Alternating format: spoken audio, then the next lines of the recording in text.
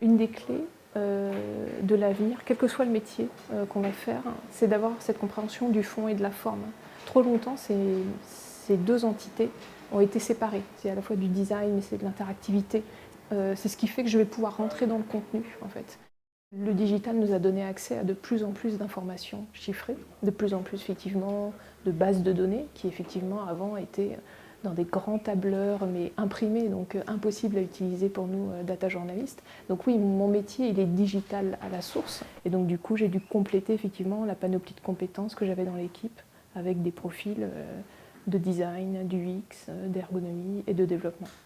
Quelque chose que je n'ai pas appris à l'école et qu'on apprend sur le tas, c'est scénariser l'information.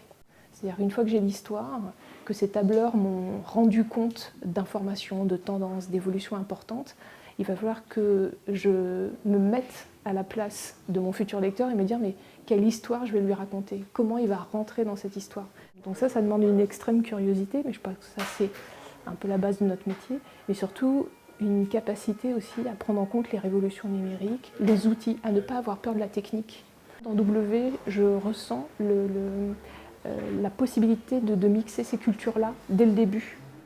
Et la géographie de W, avec cette capacité à accueillir des gens, à accueillir des startups potentiellement, à travailler en mode projet, je pense que c'est exactement là où doit être une grande partie la révolution de la pédagogie. Le journalisme visuel, pour moi, c'est l'avenir.